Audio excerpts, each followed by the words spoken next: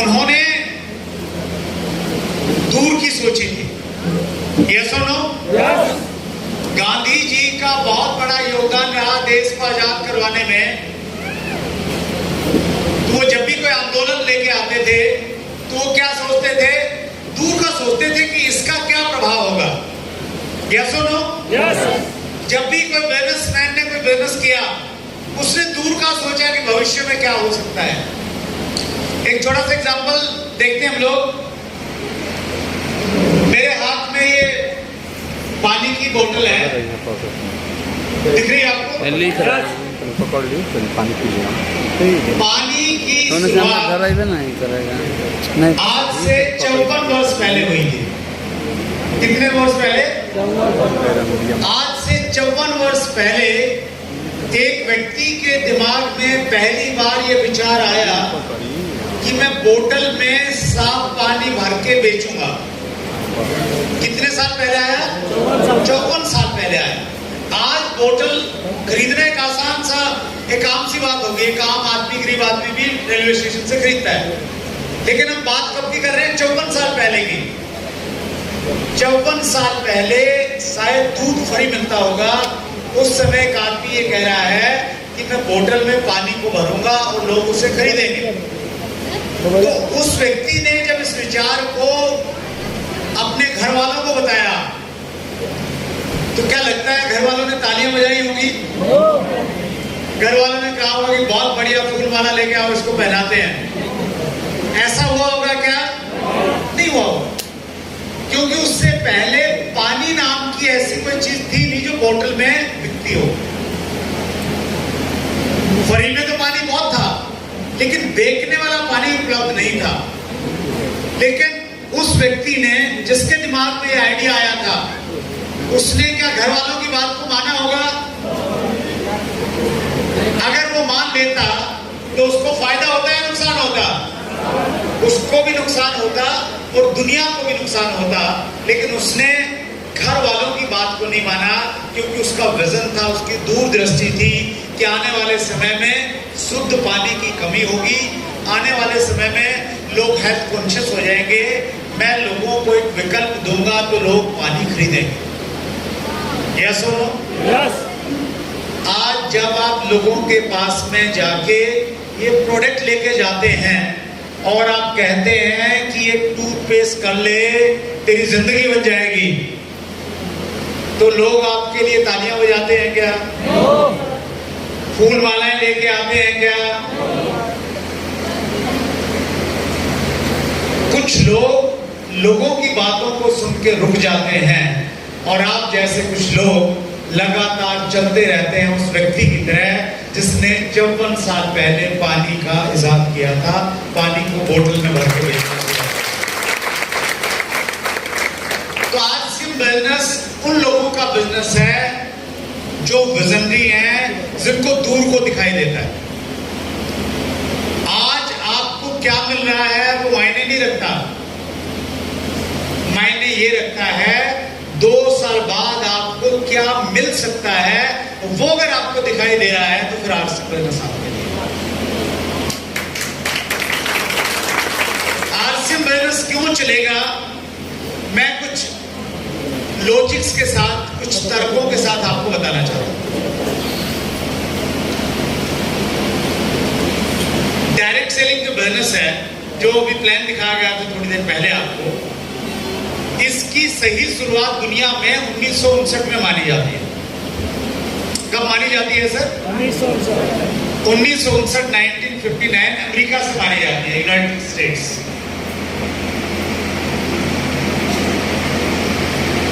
America में जब ये बिजनेस चला, पहले तो ठीक ठाक चला, उसके बावजूद अमेरिका में कुछ मनी सर्कुलेशन वाली कंपनियां, लोगों को चीट करने वाली कंपनियां शुरू हो गई। प्रकृति का एक नियम है, जब हम फसल बोते हैं, फसल के साथ में घास फूस अपने आप उग जाती है। या कोई लगाता है घास फूस को? अपने आप उग जाती है। यस। प्राकृतिक नियम है, नेचुरल प्रोसेस है। तो उसी प्रकार से अमेरिका में जब 1959 में डायरेक्ट सेलिंग शुरू हुआ, उसके कुछ सालों के बाद में वहां बहुत सारी मनी सर्कुलेशन की स्कीमें आ गई। हम परेशान होते रहते ना, ये क्रिप्टो करेंसी वाले आ गए, ये कुछ जमीन बेचने वाले आ गए, ये दूसरे कुछ लोग आ गए। तो ये पार्ट है, ये अमेरिका में भी हुआ। और 1974 में अमेरिका में एक कमीशन है, उसको बोलते हैं FTC, federal trade commission. FTC ने पहले तो सब कंपनियों पे बैन लगाया और फाइनली उन्होंने एक ऑर्डर पास किया। उस ऑर्डर में उन्होंने बोला, कुछ गाइडलाइन दी, उन गाइडलाइन के अनुसार जो कंपनियां प्रोडक्ट बेस्ड तरीके से सही ढंग से काम कर रही थी, उनको अमेरिका में मान्यता प्राप्त हो गई। तो 1974 के बाद में डायरेक्ट सेलिंग का जो व्यापार था, ये पूरी दुनिया में फैलने लग गया। वहां से यूरोप में गया, धीरे धीरे ये एशिया में आया और हमारे देश में, इंडिया की अगर हम बातचीत करें तो 1990 के बाद में डायरेक्ट सेलिंग का कारोबार हमारे देश में शुरू हो गया। कुछ विदेशी कंपनियां इस बिजनेस को यहाँ पे लेके आई, इस तकनीक को यहाँ पे लेके आई। लोगों ने जब इस तकनीक को देखा, इस कॉन्सेप्ट को देखा, जिसमें बीच वाले लोगों का पैसा और विज्ञापन वाला पैसा आम आदमी में बांटा जाता था, तो लोगों को ये अच्छा लगा। कॉन्सेप्ट अच्छा है या नहीं है? कॉन्सेप्ट क्या है? बीच वाले लोगों का और मिडिल मैन एडवर्टाइजमेंट का पैसा आम आदमी में बांटा जाए। तो लोगों को ये कॉन्सेप्ट अच्छा लगा, तो इसलिए हिंदुस्तान के लोग डायरेक्ट सेलिंग की तरफ आकर्षित हुए। लेकिन जब विदेशी कंपनियों के सामान को देखा तो ये पाया कि वो सामान बहुत ज्यादा महंगा था। इतना ज्यादा महंगा कि आम आदमी उसको खरीद नहीं सकता, रेगुलर घर में इस्तेमाल नहीं कर सकता। तो आम आदमी डायरेक्ट सेलिंग से पीछे हटने लग गया। आम आदमी को यह संदेश गया कि डायरेक्ट सेलिंग जो काम है, ये अमीरों का काम है, क्योंकि यहां सामान बहुत महंगा मिलता है। हेलो,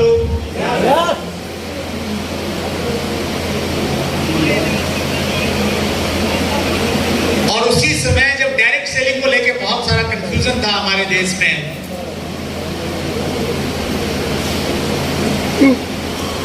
गीता में भगवान कृष्ण ने एक श्लोक कहा है,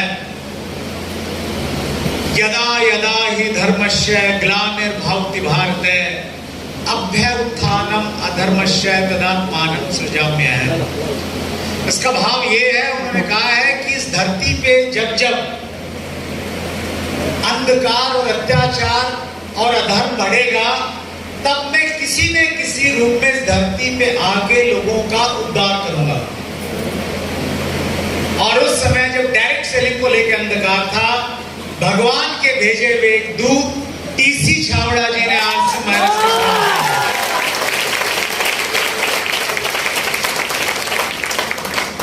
अगस्त 2000 में आरसी बिजनेस की शुरुआत हो गई। जिस प्रकार से अमेरिका में बहुत सारी स्कीमें आई थी, हमारे देश में तो बहुत सारे नेटवर्क लाल हैं। हेलो, तो यहां तो और भी ज्यादा कुवाड़ा कर दिया लोगों ने। और 2010-11 का एक ऐसा टाइम पीरियड था जब डायरेक्ट सेलिंग बहुत बुरे दौर से गुजर रही थी। आरसी बिजनेस को भी कुछ चैलेंजेस से गुजरना पड़ा। और मैं आज इस मौके पे इस मन से आभार प्रकट करना चाहता हूं, जब हम लोग बहुत मुश्किल के समय में थे, दिल्ली जंतर मंतर पे आंदोलन कर रहे थे, उस समय सिवान के आपके जो सांसद थे ओम प्रकाश यादव जी, उन्होंने हमें बहुत सपोर्ट किया। वो हमारे धरना स्थल पे आए और उन्होंने कहा कि आरसीएम में कुछ भी गलत नहीं, मैं भी आरसीएम का मेंबर हूं, मैं भी आरसीएम का किट खरीदा हुआ है। और उन्होंने हमारी बात को संसद तक पहुंचाया और लगभग 7-8 महीने की हमने लड़ाई लड़ी और फाइनली राजस्थान सरकार ने डायरेक्ट सेलिंग के ऊपर में गाइडलाइन दी 2012 में, और हमने दोबारा से आरसी बिजनेस को स्टार्ट किया। उस समय रीस्टार्ट होने के बाद में मेरी दिमाग में एक चीज समझ में आ गई कि अगर आरसीएम बिजनेस को बड़ा करना है तो पहले इंडस्ट्री को बड़ा करना पड़ेगा, इंडस्ट्री को सुरक्षित करना पड़ेगा। क्योंकि एक शेर है, घर सजाने का तसव्वुर तो बात का है, पहले ये तय हो कि घर को बचाया कैसे जाए। अगर इंडस्ट्री रहेगी तो फिर कंपनी तो अपने आप बड़ी हो ही जाएगी। हमारे पास में उस प्रकार का प्रोडक्ट है। 2012-13 से ही मैं डायरेक्ट सेलिंग एसोसिएशंस का मेंबर बन गया, बहुत क्लोजली मैंने काम किया। और उस समय एक संस्था बनी DSTWA, direct selling distributors welfare association. उसका इंडस्ट्री ने मुझे फाउंडर प्रेसिडेंट बनाया और हमने बहुत सारे काम किए डायरेक्ट सेलिंग इंडस्ट्री को कानूनी दर्जा दिलाने के लिए। हमारी पहली मांग थी कि डायरेक्ट सेलिंग के ऊपर में गाइडलाइन जारी करे सरकार, और ऊपर वाले की बड़ी कृपा रही। उस समय कंज्यूमर अफेयर इंडस्ट्री में बिहार का बड़ा योगदान रहा। मिनिस्टर थे Ramvilas Paswan ji consumer affair ministry में 2016 में, और गाइडलाइन का जिम्मा जिनको दिया गया था, जो डायरेक्टर थे, वो भी बिहार से ही थे, मोहम्मद जाकिर हुसैन। तो जाकिर हुसैन साहब ने बहुत नजदीक से हमारी बात को समझा, अच्छे से। हमारे कुछ कार्यक्रम में भी आए, वो कलकत्ता में हम उनको लेके आए। उन्होंने देखा कि आप किस प्रकार से काम करते हैं, और जब वो कन्विंस हो गए, जब उनको लगा कि यस, ये इंडस्ट्री देश हित में काम कर सकती है, उनके प्रयासों की वजह से 8 सितंबर 2016 को डायरेक्ट सेलिंग के ऊपर में गाइडलाइन जारी की गई। उनको बोलते थे हम direct selling model guidelines. Direct selling model guideline हमारे बीच में आई, बहुत सारे कंफ्यूजन दूर हुए और डायरेक्ट सेलिंग इंडस्ट्री में एक पॉजिटिविटी क्रिएट हुई। ऐसा लगा कि हाँ, सरकार इस इंडस्ट्री को लेके सीरियस है। लेकिन हम ये चाहते थे कि कानून के रूप में डायरेक्ट सेलिंग आए। फाइनली 28 दिसंबर 2021 को DS रूल्स 2021 हमारे सामने आए, और एक्ट में, कानून में डायरेक्ट सेलिंग की परिभाषा आ गई कि डायरेक्ट सेलिंग क्या होती है। हमें एक लीगल रिकॉग्निशन मिल गया, और आने वाला जो समय है वो डायरेक्ट सेलिंग के लिए बहुत सुनहरा समय है, गोल्डन टाइम आने वाला है। आप किसी भी इंडस्ट्री को देख लीजिए, कोई भी इंडस्ट्री शुरुआत में स्ट्रगल करती है। फिल्म इंडस्ट्री की अगर हम बातचीत करें, आज से 100 साल पहले जब इंडियन फिल्म इंडस्ट्री शुरू हुई, उस समय फिल्मों में कोई काम करना नहीं चाहता था। Hello, yes. अच्छे घरों के लड़के और लड़कियां फिल्मों से दूर होते थे, क्योंकि फिल्म में काम करना अच्छा काम नहीं माना जाता। लेकिन आज के टाइम में, हेलो, आज के टाइम में उसे सबसे अच्छा काम माना जाता है।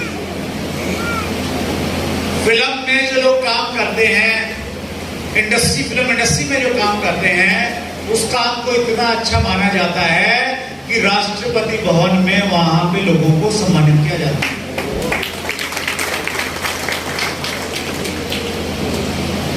ये सही बात है कि आज डायरेक्ट सेलिंग को लेके भी बहुत अच्छी नजरों से नहीं देखा जाता। डायरेक्ट सेलिंग को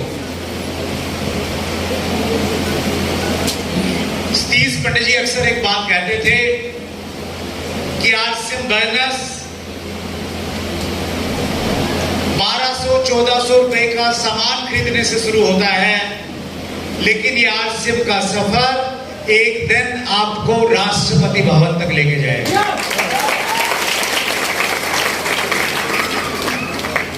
और आने वाले समय में इस प्रकार की परिस्थितियां आप देखेंगे इसी महीने, पिछले महीने 29 अगस्त को एक कार्यक्रम था हिमाचल प्रदेश में। एक विश्वविद्यालय है सुरली यूनिवर्सिटी, डिस्ट्रिक्ट सोलन। यूनिवर्सिटी का एक बहुत प्रतिष्ठित अवार्ड है गोल्डन रुद्राक्ष अवार्ड, और उसकी भी बड़ी अच्छी कहानी है उस अवार्ड की। यूनिवर्सिटी में एक प्रोग्राम में पूर्व राष्ट्रपति एपीजे कलाम साहब के कार्यक्रम में वहां पे गए थे, और यूनिवर्सिटी वालों ने एपीजे कलाम साहब से यूनिवर्सिटी के प्रांगण में रुद्राक्ष का पेड़ लगवाया था। और ऐसा कहते हैं रुद्राक्ष का पेड़ जनरली होता नहीं है, रेयरली कोई एक पेड़ पनपता है, लेकिन एपीजे कलाम के हाथों से लगा हुआ वो रुद्राक्ष का पेड़ वो बड़ा हुआ और उसमें रुद्राक्ष लगने लग गए। तो यूनिवर्सिटी ने ये सोचा कि रुद्राक्ष का क्या करें, तो यूनिवर्सिटी ने वही रुद्राक्ष जो कलाम साहब के द्वारा लगाए गए रुद्राक्ष से निकले थे, वो रुद्राक्ष हर साल देश के उन लोगों को जो कुछ विशेष काम कर रहे हैं समाज और सोसाइटी के लिए, उनको दिया जाता है। तो इसी 29 तारीख को सुरली यूनिवर्सिटी हिमाचल प्रदेश ने देश के युवाओं को रोजगार दिलाने के लिए, देश में स्वास्थ्य जागृति लाने के लिए और महिलाओं को सशक्त करने के लिए आरसीएम के फाउंडर टीसी छावड़ा जी को गोल्डन रुद्राक्ष अवार्ड से सम्मानित किया।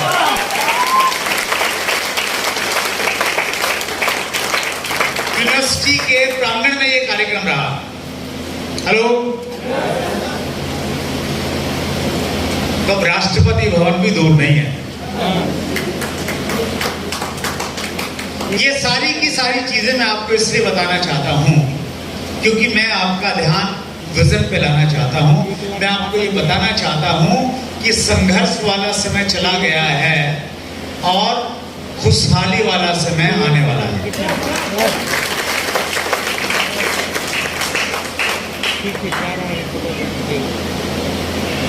एक संस्था है, बहुत प्रतिष्ठित संस्था है दुनिया की, WFDS से उसको कहते हैं,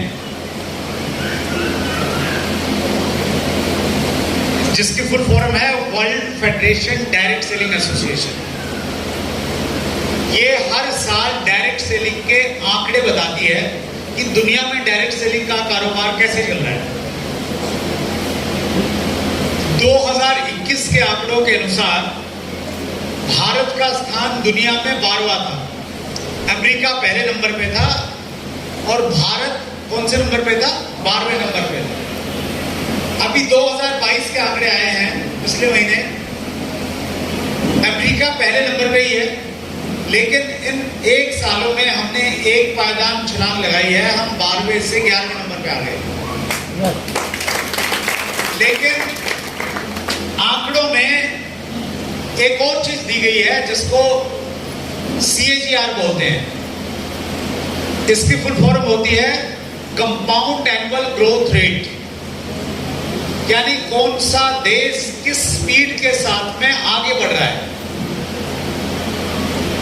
तो हमारी जो ग्रोथ रेट है पहले 11 देशों में सबसे ज्यादा है, और हम इसी स्पीड के साथ में आगे बढ़ते रहे तो 2050 के लगभग हमारा टर्नओवर जो अभी $3,500 मिलियन है, ये बढ़ के $1,00,000 मिलियन हो जाएगा और हम दुनिया में नंबर 1 की पोजीशन पे आ जाएंगे।